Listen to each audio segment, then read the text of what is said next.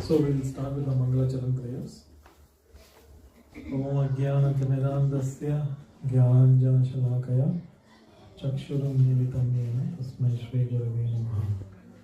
Shri Chaitanya Manovishtam Sthapitam Yena Bhutale Swayam Rupa Kadamayam Dati Swaparantitam Vandeham Shri Guru Shri Yuttapadakama Shri Guru Vaishnavanscha Shri Rupam Sagar Jatam Sagagana Raghunathanvitam Tam Sajivam Sadvaitam Savagotam Parijana Sahitam Sri Krishna Chaitanya Devam Shri Radha Krishna Padam Sahana Lalita Shri Shakhanvitam Shta Hey Krishna Karuna Sindhu Deenabandho Jagatpati Gopesha Gopikanta Radha Kanta Tapta Kanchana Gaurangi Radhe Vrindavaneshwari Vrishabhanu Suti Devi Pranamami Hari Priya Vancha Kalpatarobhyascha Kripa Sindhubhya Patitanam Pavanebhyo Vaishnavebhyo Namo Namaha. Jai Shri Krishna Chaitanya Prabhu Nityananda Shri Advaita Gadadhara Shri Vasadi Gaura Bhaktavrinda. Hare Krishna Krishna Krishna Hare Hare Hare Rama Rama Rama Hare Hare. Yeah, please move forward. Or you can come closer. So today, so we will be discussing about the different avatars that we. Let me ask a question. Do you know from whom Lord Brahma is born? From the navel of Vishnu. I mean, of course, all the famous temples, right? Ananta Padmanabha Swami temple in Kerala. Maybe there are many temples where you see that Lord Vishnu, Brahma is actually born from the navel of Lord Vishnu. So, of course, do you know where Lord Shiva is born from? So the Bhagavatam talks about it. Actually, when the four Kumaras, they are actually the sons of Brahma. They are born from the mind of Lord Brahma. Of course, Lord Brahma himself is. Can you actually put up the picture of the material universe? 14 planetary systems, and Lord Brahma sitting on the lotus.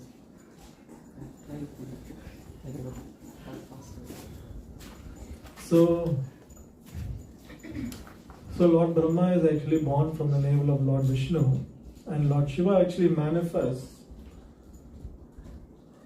from actually the mind of Lord Brahma. Especially when Lord Brahma gets very angry because he is asking, so what is Lord Brahma's role? These are the three guna avatars. Even though we actually place them equally, that on the equal level, the Shastras are very clear about it. How can Lord Brahma and Lord Vishnu be on the same platform when Lord Brahma is born from the navel of Lord Vishnu? Because as Krishna says in the Bhagavad Gita, Aham Bija Pradapita, I am the seed-giving father of all the living entities. And Aham Sarvasya Prabho Matta Sarvam Pravartate Iti Matva Bhajante Mam Bhuta Bhava Samanvitaha. So Krishna says in the 10th chapter of Bhagavad Gita, I am the source of everything, both spiritual and material. And so in fact, it's Lord Krishna and all his different expansions who are the cause of creation, or the ingredients, as you can say, the ingredients are given by the Lord. It's called pradhana, which is the aggregate of all material and ingredients that is required for creation. It actually originates from Lord Vishnu or Lord Krishna, and then Lord Brahma uses that energy to basically mix and manage actually. I mean, that's what the managers do, right? They basically get all the work and then they mix everything and then they show it in the report of how. So similarly, Lord Brahma is called as a secondary creator in the Bhagavatam. So the original creation means the ingredients are coming from Lord Krishna or Lord Vishnu. And Lord Brahma takes those ingredients and then he basically creates this whole material universe and then populates this material universe, and then basically that is his function. And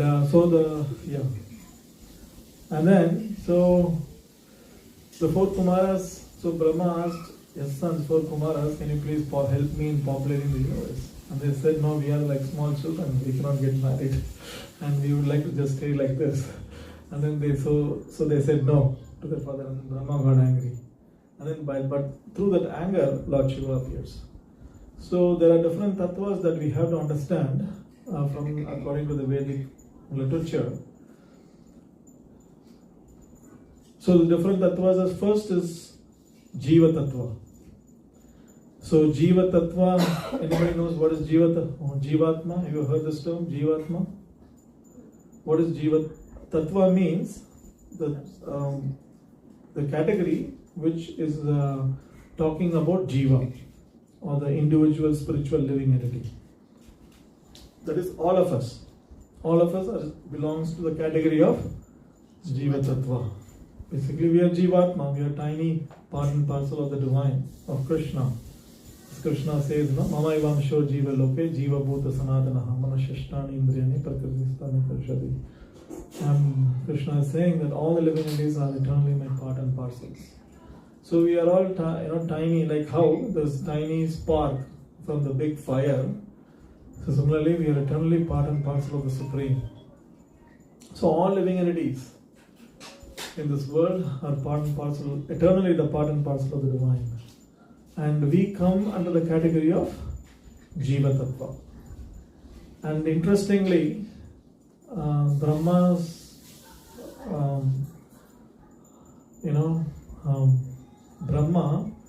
also is a post. So it is actually, and it falls under the category of a Jiva Tattva. And it is occupied by somebody who's very, very, very qualified. A Jiva who's very, very qualified, and he's been empowered to do the secondary creation. So that is, this is the first category, which is called as Jiva Tattva. So you can see here Lord Vishnu lying on the causal ocean, or this is the Garbhodak. This is the Garbhodak ocean, and this is Garbhodaksha Vishnu. In fact, Krishna expands into three forms of Vishnus. Have you heard about this before? So you can repeat after me. There is Mahavishnu, and then there is Garbhodaksha Vishnu, and then there is Shirodaksha Vishnu. So what we see here, this is one universe. Yeah, right. So you can see here, this is Mahavishnu lying on the Karna ocean. Is called as Karnadaksha Vishnu as well. So all of them are expansions from the Supreme Lord, Bhagavan Shri Krishna. And that was a nice, you magnified it. Can you, yeah. So you can see, from Mahavishnu comes so many universes. And it is said that so many millions of universes, as much as so many mustard seeds in a bag of mustards. So when Mahavishnu exhales, what happens is all these different, so many universes are coming out from his pores of the body. And then as he inhales, all the universes go back in a suspended form. Do you know? So one breath of Mahavishnu can do so much. Right? Do you know what is the time duration? Can anybody take a guess? What is the time duration of one breath of Mahavishnu? That is the whole existence of all these universes. Billions of years. Huh? Yeah, trillions of years. That's close. Yeah, I mean, it's a long, long time. Actually, one universe, you can say, the life of one universe is 100 years of Brahma. 100 years of Lord Brahma, which is 100 years of his celestial. It's celestial 100 years. It's not human 100 years, it's celestial 100 years. So, one breath of Vishnu is equivalent to one life of Brahma, you can roughly equate. And then one life of Brahma is equivalent to 311 trillion 400 billion years, human years. And that is 100 years of Lord Brahma. So this is the time scale we are speaking about. And then the Lord, within each of the universe, we saw so many millions of universes. As Mahavishnu is exhaling, all these universes are coming out. And then as he's inhaling, it is going inside of him. And then basically, again he exhales, everything comes out. And then when the universe comes out, the Lord again expands as Garbhodaksaya Vishnu. And then from him, who's again lying on Garbhodak ocean, what comes out is actually a stem. You can see here the stem is coming out. And then from that stem, a lotus flower blooms. And then from the lotus flower, Lord Brahma is born. In fact, if you read the Srimad Bhagavatam, there's a great description about this whole chapter. Because Bhagavad Gita, Krishna actually mentions it. Can I have a Bhagavad Gita? Can somebody give me a Bhagavad Gita? Krishna just briefly mentions it in a few verses and then just moves on. But then in the Bhagavatam, this whole episode is expanded into so many chapters actually. So if you want to really go into so much of detail, you should you should read the Srimad Bhagavatam, which goes into so many chapters. It's just describing this birth of Lord Brahma. And then when he is born, he is confused. He is like, where am I? Because he doesn't see. So he only understands that there is an ocean, but he doesn't see the Lord. He only sees that there is a stem, there is a lotus, and then the lotus is coming from somewhere.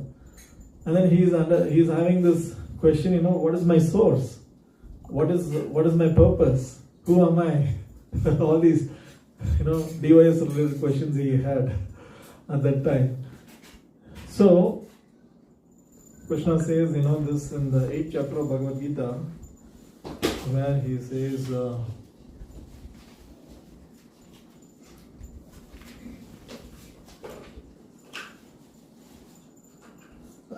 8:17, chapter 8, verse number 17, if you can put it up, Prabhu. I think I'm doing a lot of work too.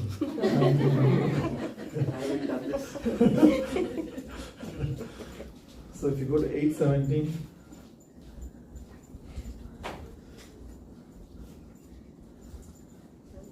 yeah, just go there. Yeah, 8:17. So you can repeat after me. There is a beautiful verse from the 8th chapter of Bhagavad Gita. It says, Sahasra Yuga Paryantam Aharyat Brahmano Vidu Ratrim Yuga Sahasrantam Teho Ratra Vidojana. Translation. Can one of you read?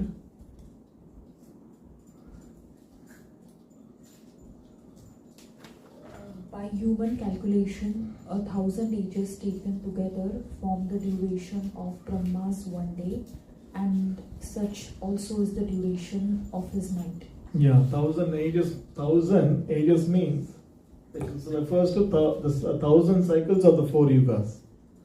So how the 4 yugas are there, right? What are the 4 yugas? Satya, Treta, Dwapara and Kali. Those are the 4 yugas, and then they combine is called as a Divya Yuga.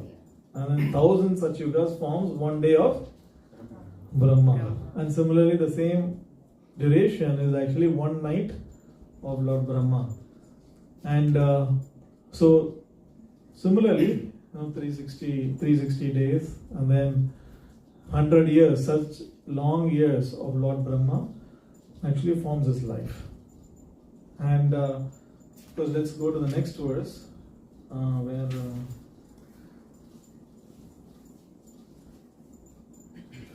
next verse is text number 18. Avyakta Vyakta Sarvaha Prabhavanti Aharagame Ratriyagame Praliyante Tatraiva Vyakta Samyake. At the beginning of Brahma's day, all living entities become manifest from the unmanifest state. And thereafter, when the night falls, they are merged into the unmanifest state. And the next verse says, again and again, when Brahma's day arrives, all living entities come into being, and with the arrival of Brahma's night, they are helplessly annihilated. So this whole thing is going on, this whole cycle of creation, maintenance, and destruction. This whole cycle is going on again and again. As Brahma's days come, then again, everything comes alive, and Brahma does a partial creation. And then when the night comes, he goes to rest, everything, there's a partial devastation. Like that. And then finally, when Lord Brahma's 100 years is complete, then there is a total devastation, where Lord Vishnu is now inhaling, and then all the universes actually go back into his body, and including all the living entities, everything becomes suspended for the time being. Now you can see that, these are the 14 planetary systems. You can magnify that. So Lord Brahma is, the Bhagavatam talks about how Lord Brahma is actually thinking, who am I? And then he hears the word tapa. So Lord Brahma then does tapasya for, many thousands of celestial years. For many, many years he does tapasya, and then after he does tapasya, then actually Lord Vishnu becomes visible to him. And then Lord Vishnu then encourages him and gives him his blessings that yes, you can start with your creation work. So the first tattva that we talked about is Jiva Tattva. And Lord Brahma actually falls under the Jiva Tattva because he's an empowered being, but it's actually a post which can be occupied by a very qualified living entity. Very, very qualified living entity can actually occupy that particular post. It's not a personality, it's actually a post which is occupied by a very qualified living entity. And then the next tattva is what is known as Shambhu Tattva. What is it known as? Shambhu Tattva. So this is basically the tattva, a special category. Lord Shiva has his own special category, which is called as Shambhu Tattva. So the Brahma Samhita actually beautifully describes, the difference between Lord Shiva and Lord Vishnu.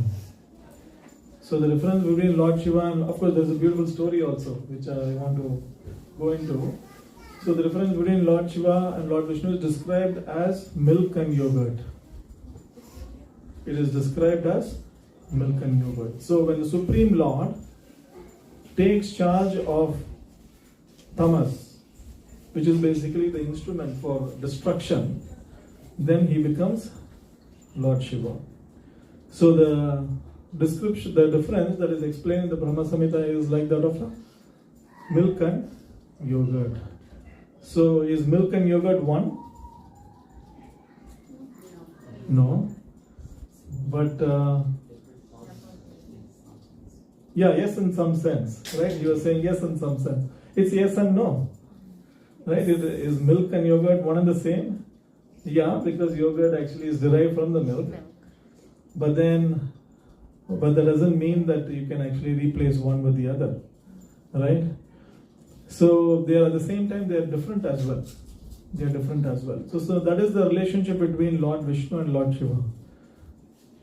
They are one in the sense that the Supreme Lord, when he takes charge of the mode of ignorance, so that the destruction can take place, then he becomes Lord Shiva. At the same time, they are not one and the same, because the yogurt cannot become milk again. So the Lord Shiva is a personality, and he is given the category of Shambhu Tattva. And then finally there is another category which is Vishnu Tattva. So of course this particular Tattva is where Lord Krishna, who is the source of all incarnations and all the other incarnations. So there are many, many different types of incarnations. We already talk about one type of incarnation which is called as the Guna avatars. avatars who are basically managing the three modes of material nature. You've heard about the three modes, right? What are the three modes? Sattva, Sattva Gun, Rajas and Tamas. So what is who is the deity ruling each of these modes? What about Sattva Guna? Who's ruling this particular mode? Do you know? Yeah, it's Lord Vishnu. It's Lord Vishnu who's actually, and mode of goodness is where there is maintenance, right? Which is difficult? Creation, destruction, or maintenance?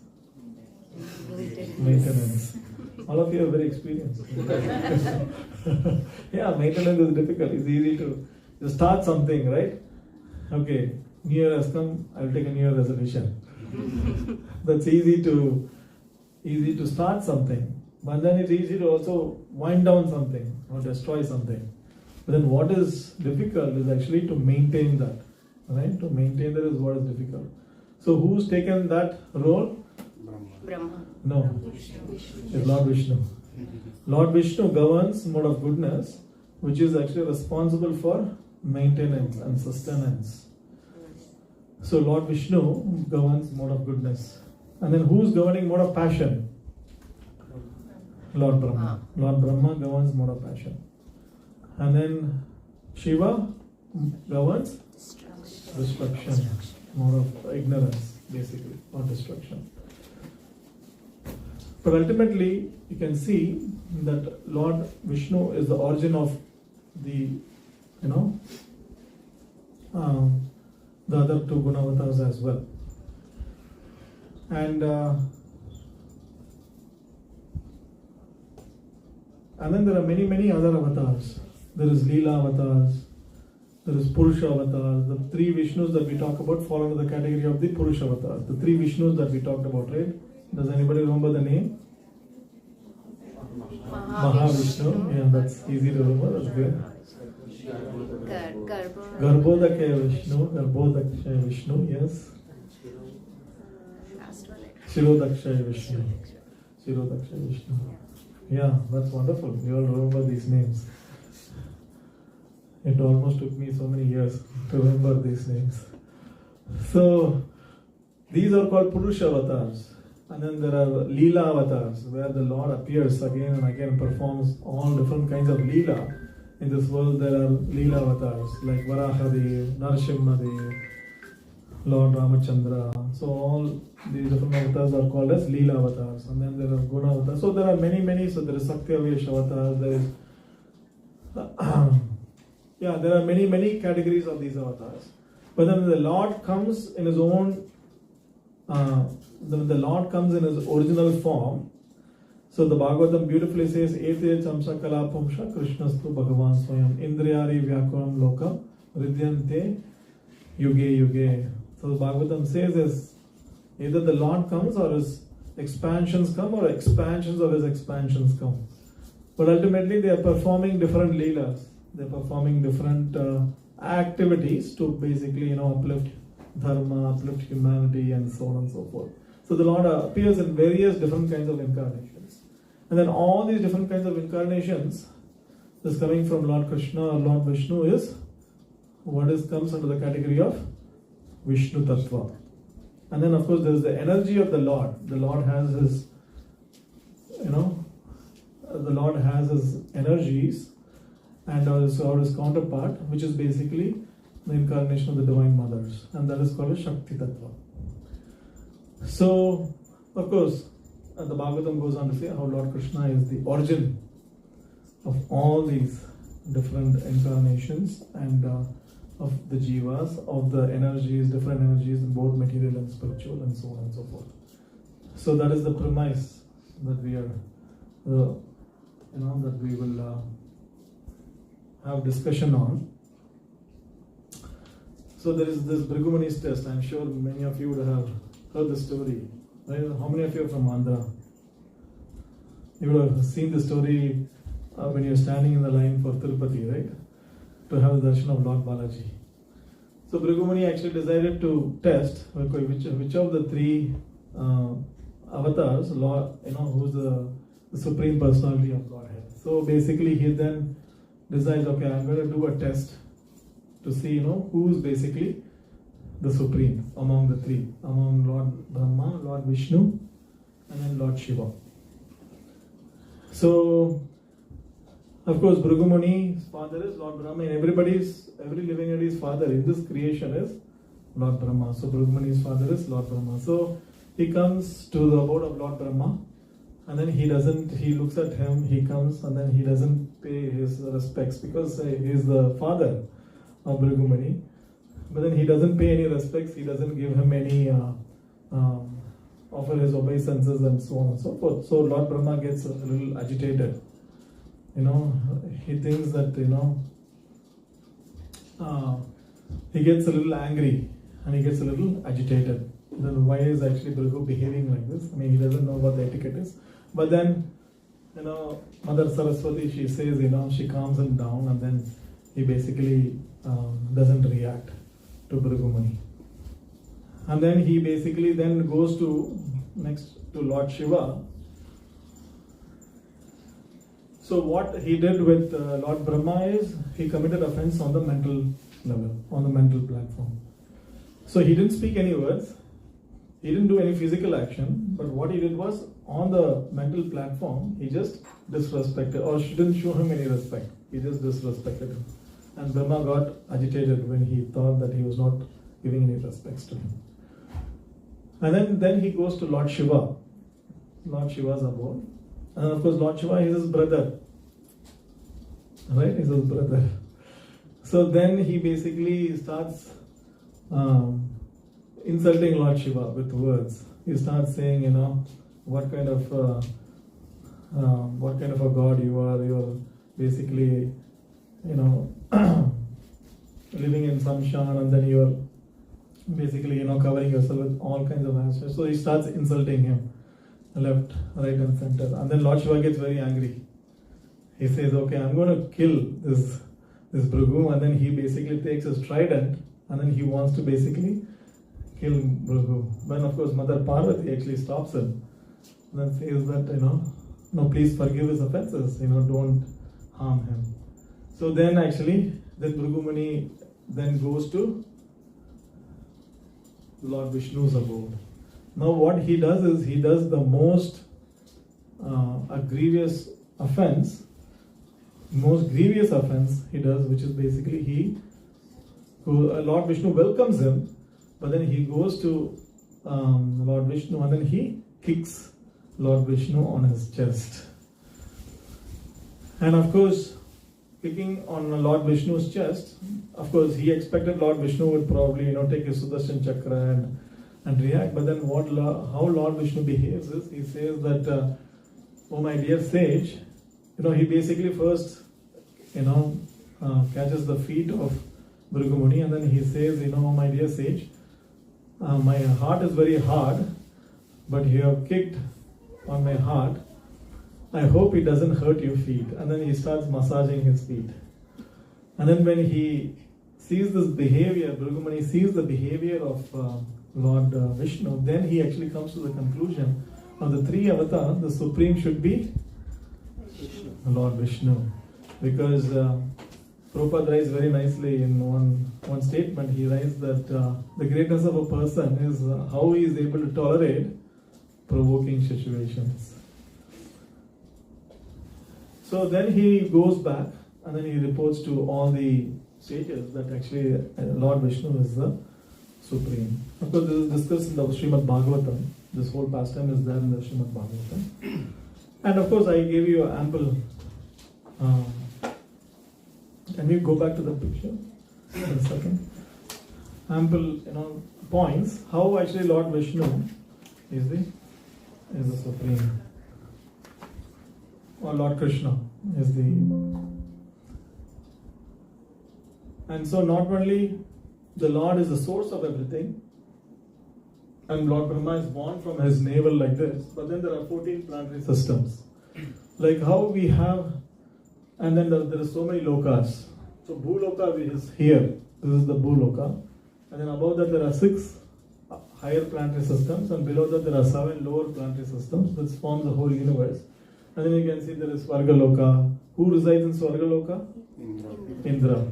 And then there are many, many demigods who are actually empowered officers who takes care of the universal affairs. Like how we have many, many departments in California state. Like what are the departments we have? Huh? DMV. Fire department. Fire department. ICE. Either, what is his name? What is your name?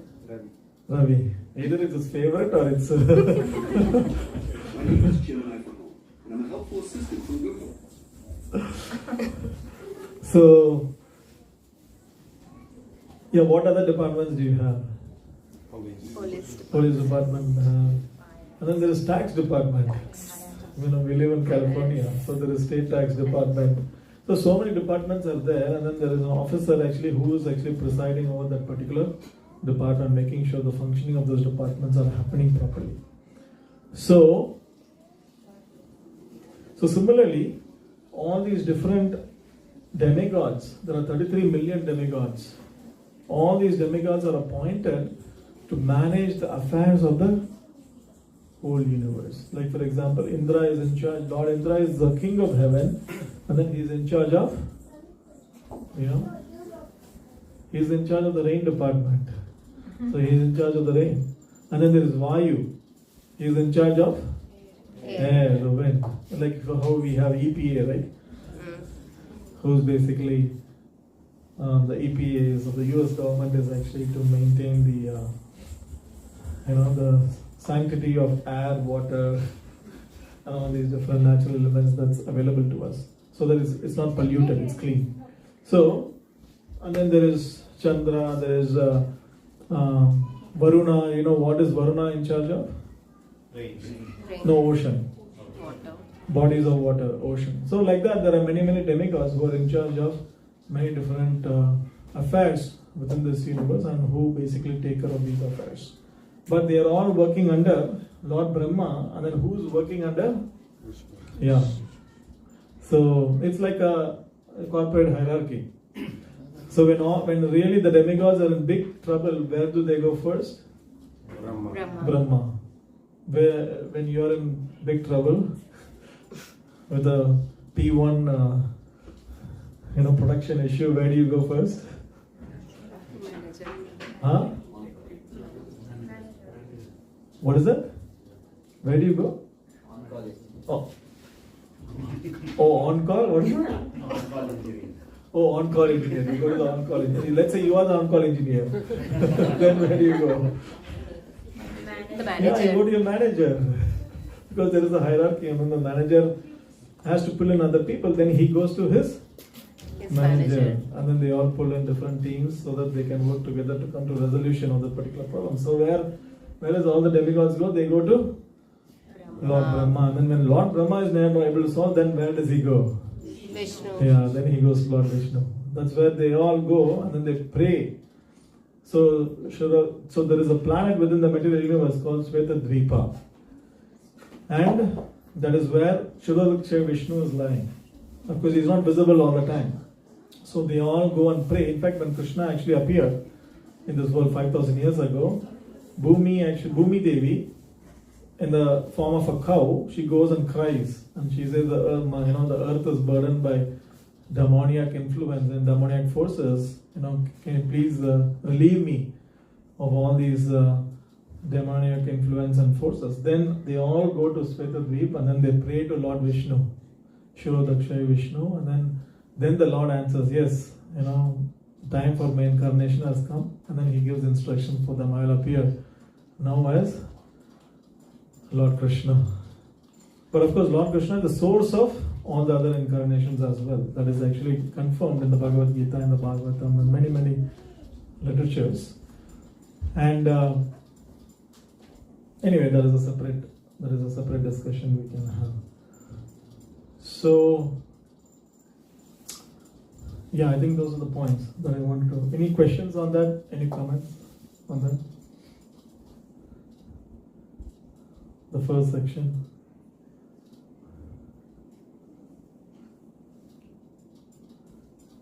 Everybody agree? Any objections? Okay. Okay, then we can continue.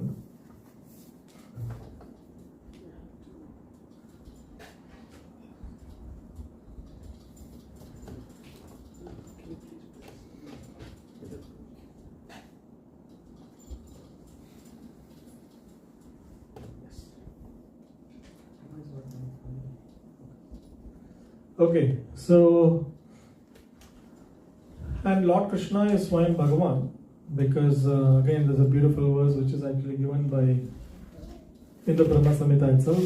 If if you take a candle and light the candle and then you light so many other candles, all the candles will look the same. But then there is a source candle. So we can understand the Shastra talks about how Lord Krishna is the Swayam Bhagavan, is the Supreme Personality of Godhead. And again, there are many pastimes in the Srimad Bhagavatam which shows how Lord Krishna is the Supreme Personality of Godhead. And especially the 11th chapter of the Bhagavad Gita. You know what is the 11th chapter of the Bhagavad Gita? Any guess? It's the universal form of the Lord, Virat Rupa. So where Krishna is actually showing his Virat Rupa, because Arjuna is asking him, please show me the Virat Rupa. How you have manifested yourself and how you have entered into each and every part of the universe and how the whole universal functions are happening. So then Lord Krishna shows his universal form of the Lord, which is the Virat Purusha or Virat Rupa of the Lord. So when Arjuna asks for the Virat Rupa of the Lord, then the Lord shows him this Virat Rupa, and Arjuna very beautifully describes this vision. Then Krishna gives him a special vision where he can see this Virat Purusha, where he first says, it's as if thousands and thousands of, it's so bright, it's as if thousands and thousands of suns are actually arising simultaneously. And then he says, I see all the sages, the demigods, everybody actually worshipping you. I see Lord Brahma, Lord Shiva, everybody offering prayers to you, and so on and so forth. So he gives, the whole chapter, he gives a beautiful description about this Virat Rupa that Krishna is showing him actually. And then he says, now Krishna, I want to see the four-handed form of yours. After seeing this Virat Rupa, then Arjuna basically gets a little bit fearful, because it's a very fierce form. And then he sees so many faces, so many hands everywhere, and then he sees all the Kaurava army is getting crushed in the mouth of death. And then one mouth, he sees fire, one mouth he sees water. And then he sees this bewildering, this huge, magnificent form of the Virat Rupa. And then he finally says, please actually remove this form. I don't want to see this anymore. It is too fearful actually for me. And then he says, Krishna, can you show me your four-armed form? And that is Lord Vishnu's form. And then Krishna shows him the four-armed form. And then finally he says, now I want to see the Shyam Sundar form, the two-armed form. Which is basically, because Arjuna sees him in the relationship as his friend. So I want to see that sweet form of yours, which is the two-handed form. Then Lord Krishna comes back to that two-handed form.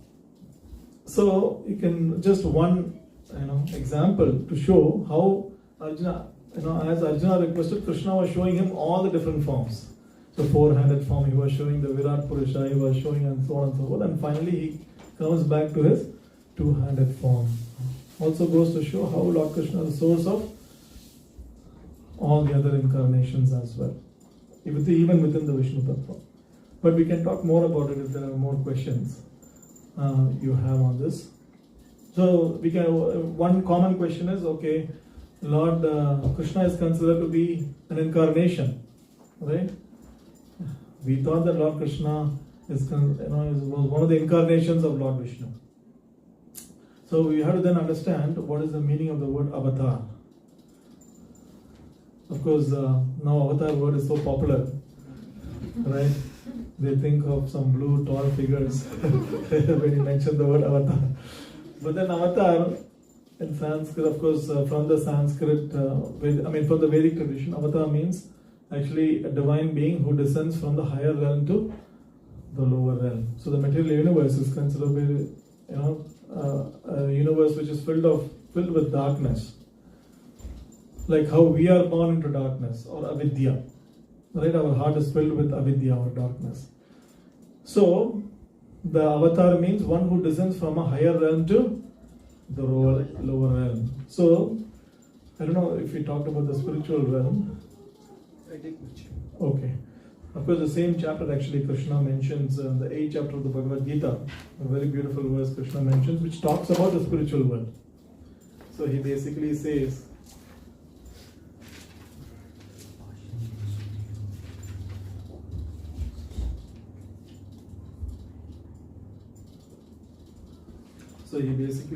that Avyakto Kshara Yukta Tam Ahu Paramam Gatim Yam Prapya Nanavartante Taddama Paramam Mama. So Krishna here is talking about Vaikuntha. His Dham. This is called as Vaikuntha. This Dham is called as what? This Dham is called as Kunta. Which is basically, what does Kunta mean? Is characterized by full of anxieties and miseries. So Kunta means it's a place which is actually characterized by anxieties and miseries. And Vaikuntha means? Vaikuntha means there is no anxieties or miseries. That is the spiritual abode that Krishna is talking about. So this Krishna describes that which the Vedantas describes as unmanifest and infallible. Unmanifest means unmanifest to our gross eyes. It's not visible to our gross eyes. And infallible, that which is known as the supreme destination, the Vaikuntha Loka, that place from which, having attained, one never returns, that is my supreme abode. So, avatar means one who actually descends from a higher realm to the lower realm. So Krishna is then eternally residing in the Vaikuntha, the topmost of the Vaikuntha planets, which, we will go into all these details, later. There is so much more to be said. The topmost of the Vaikuntha Loka is called as Goloka, and this is the planet of Lord Shri Krishna. So all the Leelas are going on eternally there. But then when Lord Krishna comes, how he comes? He actually comes into this material world through Lord Vishnu.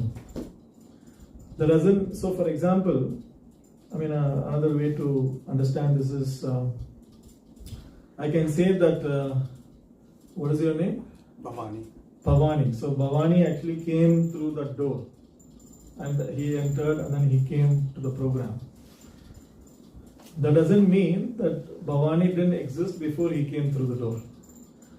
So you came through the door, and then you entered the program, and then that doesn't mean, of course, that doesn't mean that you did not exist before coming through the door. Of course, you existed before coming through the door.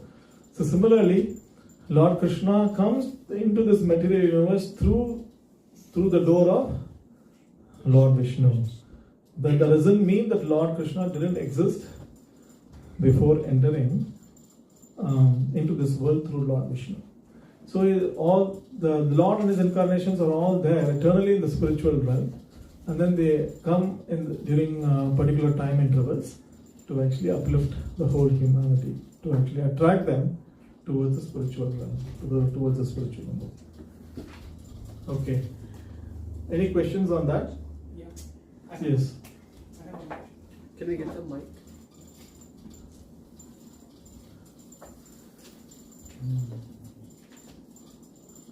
Yes. When you are explaining about the universe, right? Brahma, you said, is an appointed position. So there can be many Brahmas. Then for each universe, one Brahma, right? Right. And also you said because of Shambho Tat, Shiva is one other form of Vishnu. Right. But in Bhrigu Maharshi's story, you said all three of them are brothers. No, I didn't say all three of them are brothers. I said Lord Shiva. Of course, why I said Lord Shiva? No, Lord Shiva and Bhrigu are brothers because they both have the same father as far as this universe is concerned, which is Lord Brahma. But the relationship, the Lord Shiva, so original position is his own personality. Even though in this universe it is known that way, but Lord Shiva is his own personality. They can't be brothers, so finally, can they be called as brothers or not? Who and who can be called? All three. Usually they call Trimurtis brothers and all of that, right? No, they cannot be. How can you? I mean, Lord Brahma is born out of Lord Vishnu, right? Yeah. Then how can you become brother?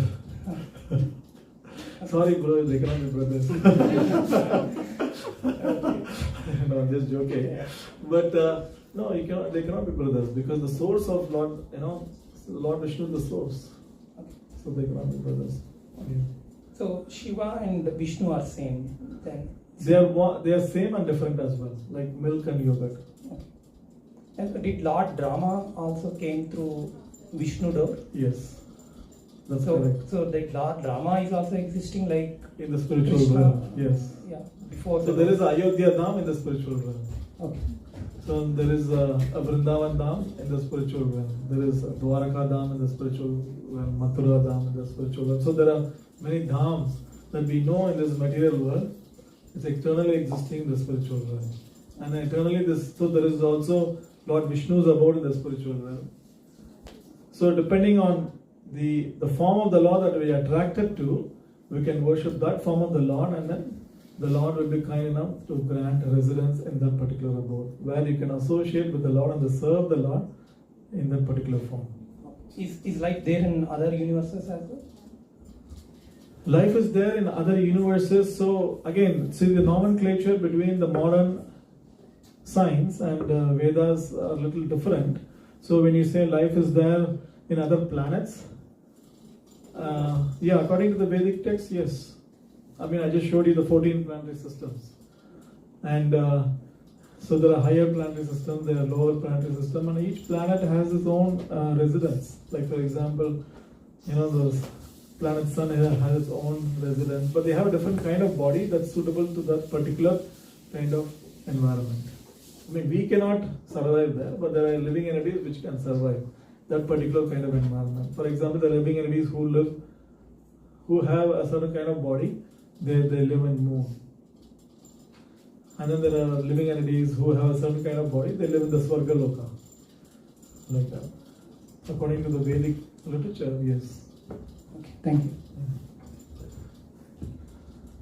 But we will not be able to see it through our gross eyes, because our gross eyes are limited in capacity. And so we will not be able to see through our gross eyes. So you said Lord Krishna came through Vishnu. Does it mean they are different personas? Yeah, that's a very good point. So they are one in Tattva, but different in Rasa. So again, then you have to understand what are these two terms. Tattva means the truth. They are one in Tattva. Yes, they are the same personality. That is, which means that they are one in Tattva, but then they are different also. So they are different also because they are different in Rasas. You cannot go and put your hand on Lord Vishnu and say, hey, how are you doing? Right? I mean, Lord Vishnu, the worship for the Lord is with awe and reverence and majesty. So, but at the same time, if you look at the pastimes of Lord Krishna, the rasa is so different actually. So, Lord Krishna, when he is playing with the Gopa friends in Vrindavan, they defeat him. And then Lord Krishna has to carry them on their back. So, when I say the rasa is different, it's like this.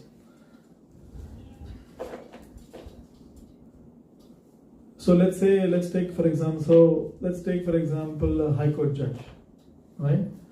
A High Court judge has a very formal dealing when he sits on the court bench or the court, then he has a very formal dealing with everyone. Everybody, there's so much of respect, there's so much of guard, there is so much of protocols, everything is being followed actually, there's so much of formality actually. Everybody, salutes him, and then they are doing the proceedings on his order, and then he's giving judgment and so on and so forth. So a judge, so that is actually that is Lord Vishnu.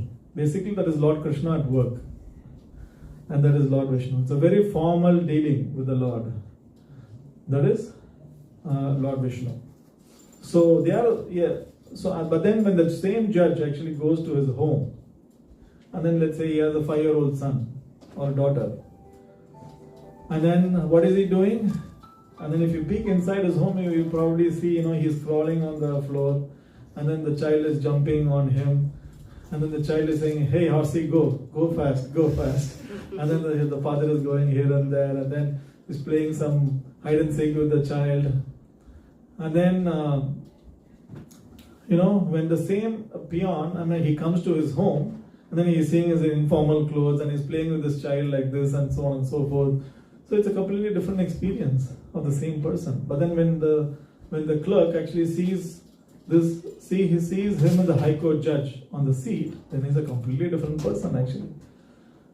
So, and then the close family members calls him by name, by his nickname, and so on and so forth. So there is a lot of intimacy at home in an informal atmosphere.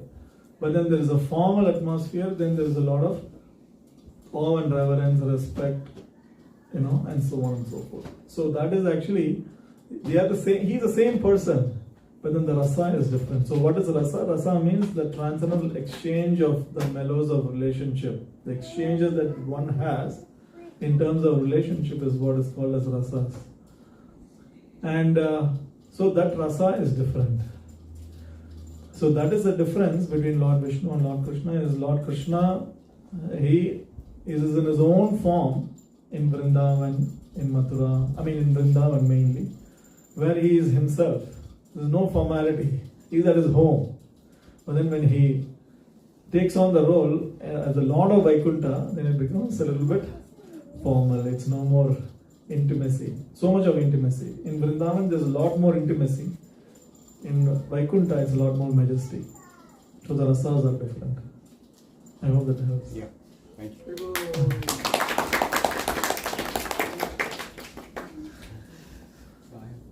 Yes.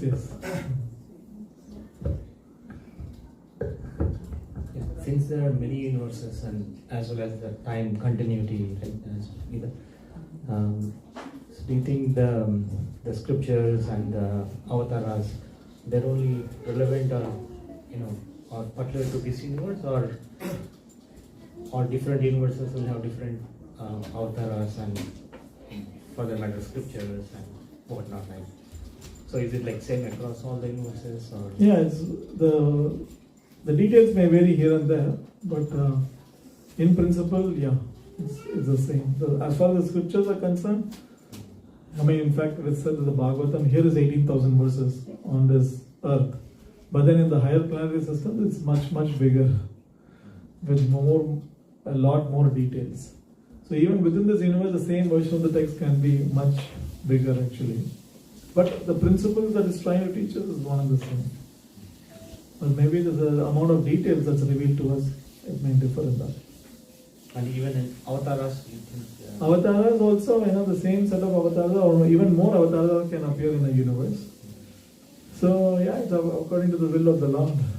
He can do whatever he wants.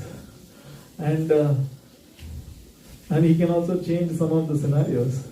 For example, Hiranyakashipu, sometimes in Narsimha, of course, the story that we know is that Lord Nrsimhadev actually puts him on his lap and then kills him. But then there are other versions of the story where he kills him differently. So it can happen in a different manner in another universe when the Lord appears and does it a little different. And then the text over there glorifies that.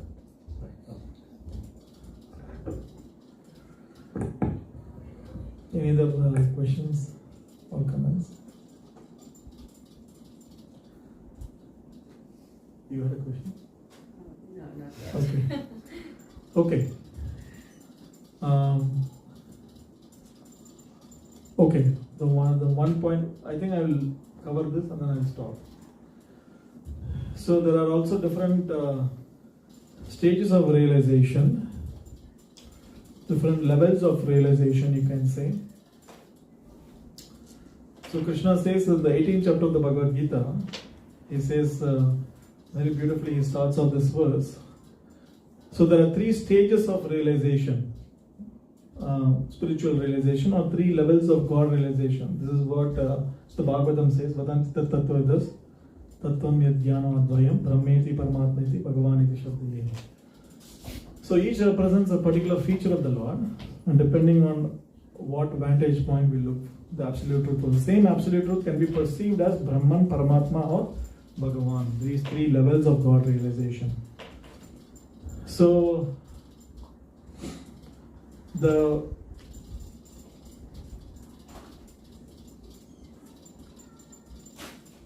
first level of spiritual realization is what is called as Brahman. So Krishna beautifully discusses in the 18th chapter of the Bhagavad Gita, Brahma, can you put up that verse? Brahma Bhuta Prasannatma, Na Sochati Na Kamshati, Samahas Sarveshu Bhuteshu, Madbhakte Lavate Param. So this is a person who's actually, we talked about the three levels of realization, right? Self-realization of God realization, we can say. This is the first level. The 18th chapter of the Bhagavad Gita. I think it's 1854. You can just type along with it.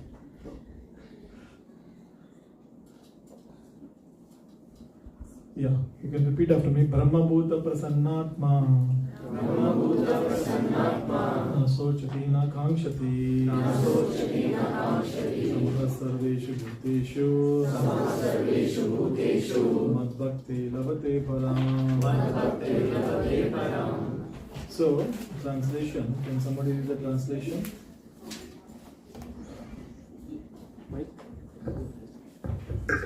One who thus transcendently situated at once realizes the Supreme Brahman and becomes fully joyful. He never laments or desires to have anything. He is equally disposed toward every living entity. In that state, he attains pure devotional service unto me. Yeah, so this is the Brahma Bhuta platform. This is the first step in self-realization and God realization. What does it say? It says that basically one understands that one is spirit. Aham Brahmasmi. I am not this body, but I am the eternal spiritual entity. I am eternal spirit soul. So one understands that he is eternal spiritual entity. So this is the first step of self-realization, which is called as one understands that I am not this body, but I am a spiritual entity. And of course, then one identifies with the Brahman, and Brahman is nothing but the spiritual effulgence of the Lord. The Lord is considered to be omniscient, omnipresent. Right? He is considered to be present everywhere. And one of the ways the Lord is present everywhere is by the effulgence that He has. Like how, if I say the sun, when the sun is there everywhere, right? The sun is there everywhere. What does it mean? It's not that the sun is there, at all the places, right? I mean, for that matter, I can say, when the sunlight comes into my room, people can say, oh, the sun has come, right? But has the sun really come? I mean, if the sun comes so close, everybody would be toast actually. No, what has come? The sunlight, the sun rays has come. It's not that the sun has come actually. So similarly, so when we come to the platform to understand, yes, so the Lord has His spiritual, the Lord has His expansions. We told that how the Lord has so many expansions. So one of His features is that He also has His own effulgence, the spiritual effulgence, which is called as Brahman. So we are also a spark of that spiritual effulgence. So when we identify that yes, I am of that quality with that Brahman, that stage is called as Brahman realization. That is the first level. When we understand, yes, I am spiritual, I am not material, I don't belong to this matter, I belong to the higher category of energy which is called as the spiritual energy. That is the first step of spiritual realization, which is called as Brahman realization. Now, the second level of spiritual realization, Krishna says, so Krishna first gives this particular verse and then he tells Arjuna, I will give you more confidential information. So you want more confidential information? Or no? I mean, I think only few people said yes, so you can actually, others can close your ears. So who wants to know more confidential information? I mean, I want a verbal yes, resounding yes. Yes. Okay. So the second, more confidential information Krishna wants, gives to Arjuna is what is called as the Paramatma realization. So let's look at the verse. Of course, these are the set of verses, but let's look at the verse 61. Ishvara Sarva Bhutanam Hrideshi Arjuna Tishtati Brahmayan Sarva Bhutani Yantra Rudani Maya. Can somebody read the translation? Anyone? The Supreme Lord, He is situated in everyone's heart, O Arjuna, and is directing the wandering of all living entities who are seated as on a machine made of material energy. Yeah, so this is the second level step of the realization, of spiritual realization, which is called as Paramatma realization. We talked about this, right? There are three categories of realization of the absolute truth. The first one is called as Brahman. The second one is called as Paramatma. The third one is called as Bhagavan. So it is one step above other. It's the three levels of God realization, or you can also say spiritual realization. So the second level of spiritual realization Krishna is talking about here is talking about how, yes, he's the source of the Brahman, but he's also source of another personality who's called as the Paramatma. So he's the source of Paramatma as well. And the Paramatma is actually residing in each and every one of our heart. And he's actually acting as a guide. And this is exactly what the verse is saying, that he's directing the wanderings of all. The Supreme Lord is situated in everyone's heart as Paramatma. And is directing the wanderings of all the living entities who are seated on a machine made of material energy. What is that machine? Body. The body. Yeah, the machine is the body. The highly sophisticated machine is the body. And he is sitting with us. Like, did you hear the example of the two birds on a tree? No, they didn't hear the example of the two birds on a tree. So the Upanishads actually give a very beautiful example of two birds on a tree. Have you seen two birds on a tree? Anyone? Yeah? Yeah, maybe. So here, of course, the Upanishads also give this example of two birds on a tree, and one bird represents the living entity, and the other bird represents what? The soul? No, the soul is one bird. What does the other bird represents? It's not the body. It's within the body. The hint is here. The spiritual. Yeah, the Supreme Lord, the Paramatma. So there is two terms here, right? One is called as Jivatma. You can repeat after me, Jivatma. The other term is Paramatma. Jivatma represents who? Living beings, us. Living beings. Because we are the spiritual beings, right? We are spiritual beings living in this material body. We are not the material body, right? And the Paramatma refers to? The Lord Vishnu. Yeah, the Lord Vishnu, expansion of Lord Vishnu, expansion of Lord Krishna. So the two birds on a tree you can see. And so that is the Paramatma. And what is the Paramatma doing? That is what this verse is talking about. So he is acting, so this bird, one bird is actually very, very active. What it does is it goes from branch to branch and trying to taste the different fruits in the tree. And sometimes the fruit is bitter and sometimes the fruit is sweet. So this represents who? Jivatma, us. We are actually jumping from one tree to another, and we are trying to experience and enjoy life by doing so many activities, jumping up and down here and there in this material world. But then the other bird, which is a kind friend to us, that bird represents the Paramatma. So there's a beautiful verse in the 13th chapter of Bhagavad Gita where Krishna says, Upadrashta anumantacha Bharta Bhokta Maheshwara Paramatmeti chapi yukto dehismin purusha para. So what does the Paramatma do? He has he does two functions, Upadrashta and Anumanta. What does he do? He sanctions and then he oversees and he's the sanctioner.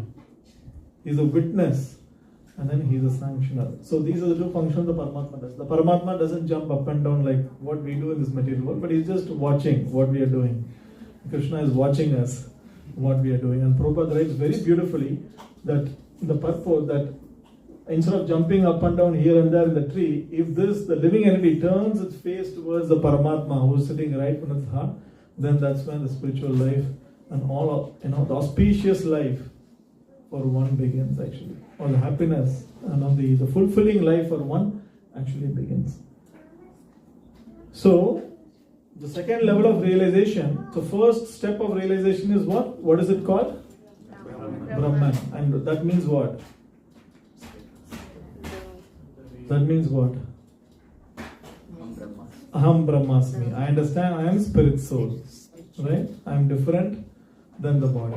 Then the second level of realization is that not only I understand that I am spirit soul, I am different than this body, but there is actually a supreme spirit, the source of everything, the source of even my own existence, who is called as the Paramatma. He is directing the wanderings of all the living entities based on their own desires. And he is seated right within me, next to me, and is acting as a localized guide in my heart.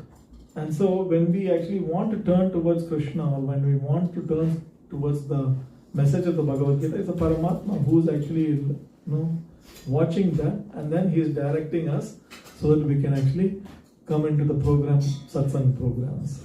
So he is the one who is directing us according to the desires that we have. So when one truly understands that yes, there is a supreme spirit, and then he is my source, he is maintaining me, right?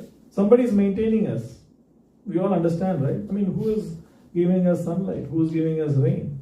Who has given us this free material body, right? I mean, we are born, and then we are stuck with a certain label like that. All of us have a label with a name, right? But who has given us this free material body? Is the material nature under the order of the Supreme God, right? Who has given us the seeds which actually provide food, right? It's the Supreme Lord. Who has given us the mother nature so that we can live here? It's the Supreme Lord. So everything has been given to us. Somebody is maintaining us, and that is the Supreme Spirit, the Super Soul. Bhagavan, the expansion of the Bhagavan is the Paramatma, basically. So this is the second level of realization. First step is I understand I'm spirit. The second step is I understand there is a Paramatma. There is a Supreme Spirit source for all of this that I experience in my life, including my own body, being given to me for free. Right? And then the third level of realization is what is called as Bhagavan realization. And for that verse, where one understands that yes, I am spirit and there is a Supreme Spirit, but then I have a unique relationship with the Supreme Spirit. And that is actually demonstrated to us by how relationship between Krishna and Arjuna. Here, Krishna, who's the Jivatma here? Arjuna. Who's the Paramatma? Krishna. But they have this beautiful relationship. What is that relationship based off? Friendship. So, it's such a beautiful, loving relationship that who's serving who here? Krishna is serving Arjuna. Yeah, the Paramatma, the Supreme Lord, the source of everything, he is serving, like a menial servant, he is serving his devotee, Arjuna, because of the loving relationship, that beautiful relationship that the Jivatma has with the Paramatma. So that when we awaken that relationship, then that level of realization is called as Bhagavan realization.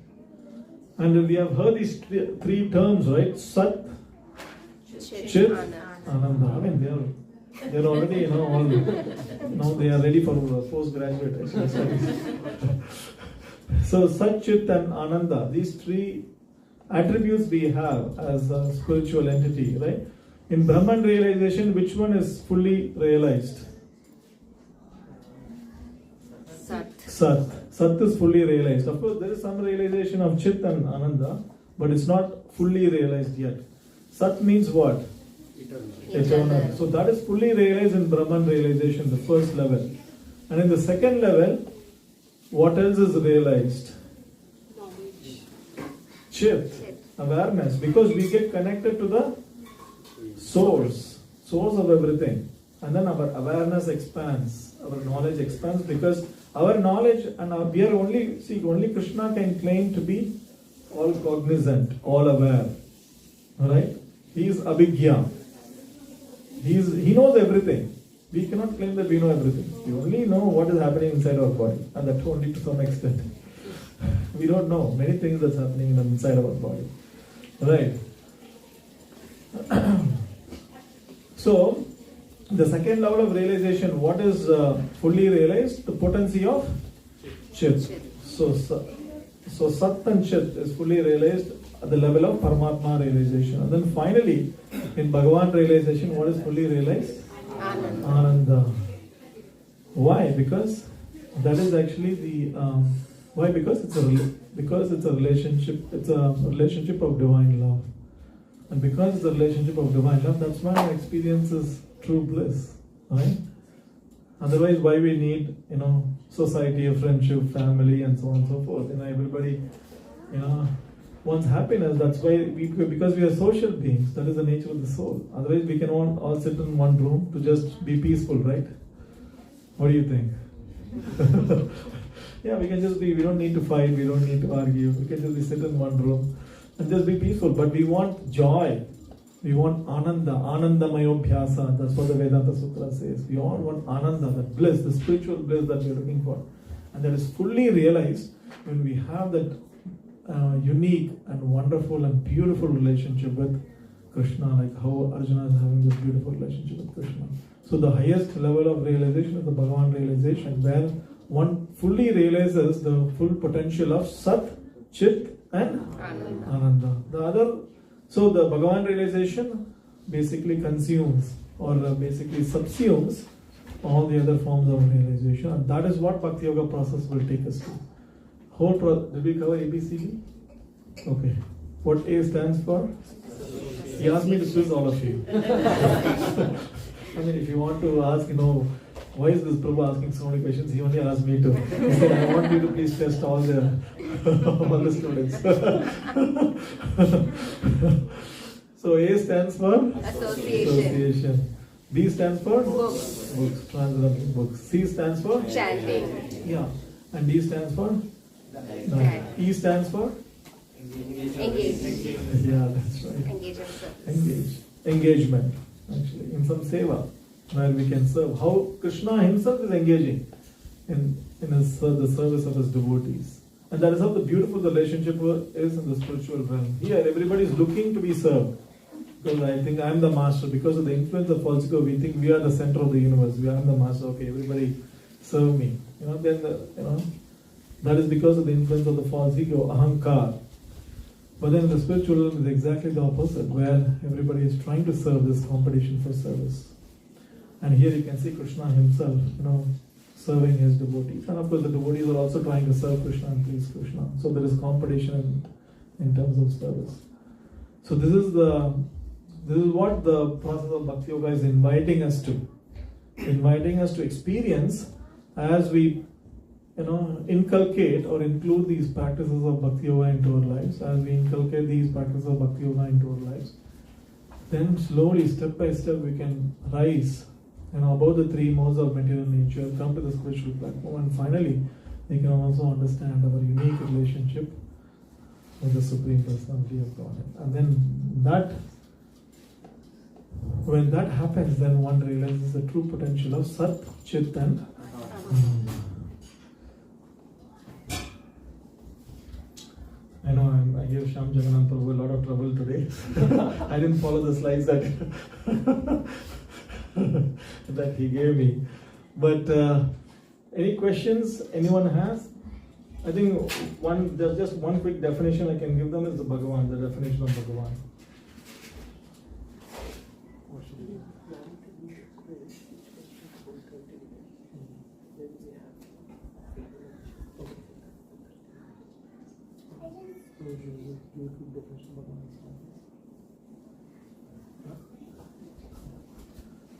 So Bhagavan, of course, in the Bhagavad Gita again and again, Krishna is referred to as. Whenever Krishna is speaking, then Sanjaya says Bhagavan Vacha. He doesn't say Krishna Vacha. For all others, he says Arjuna Vacha. He says Dhritarashtra Vacha, like that. I mean, this is what Veda Vyas writes, Sanjaya Vacha, and so on and so forth. But then Bhaga means all opulences, and Man means one who possesses. So these are the 6 opulences, that we see all around us. Like, for example, there is wealth, there is beauty, there is knowledge, there is strength, there is fame, there is renunciation. These are the 6 opulences.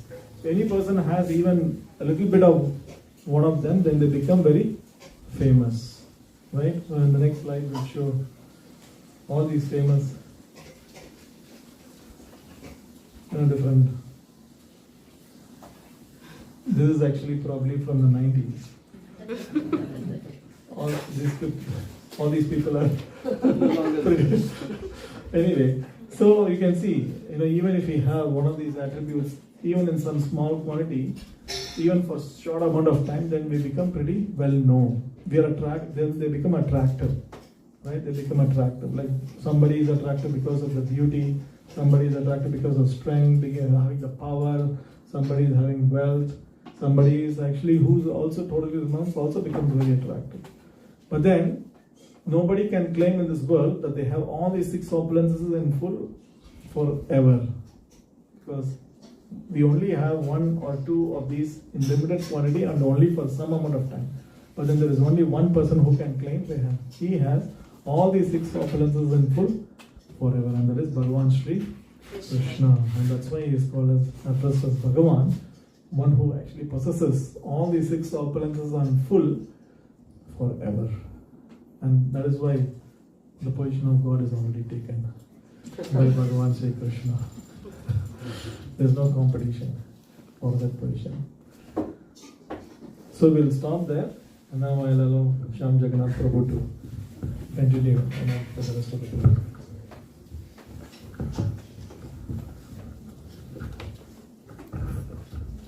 Hare Krishna. I'm sorry that I'm stopping Prabhu from speaking. I know it's, as Prabhuji was explaining, I was really appreciating how he spoke about Satchit Ananda, how each of them were revealed in increasing order. The example of 2 birds, the Bhrigumunu story, the universe picture, spontaneous. If I had known, we would have downloaded then we put it. It's nice. All good things come unplanned like that, so that's good. So we are very grateful to Prabhuji to come here and to enlighten us. Every time he comes here, he encourages the heck out of everyone. So we are very grateful that he's here, and he will be available during Prasadam. If anyone has any questions, so we'll be happy to come and discuss with him. So we will move on to quiz, but before that, let's give a round of applause. Thank you.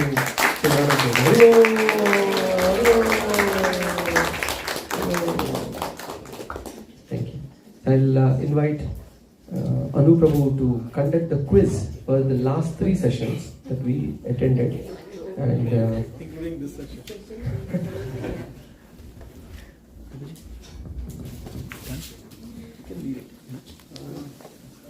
yes, we don't want them to know the answers.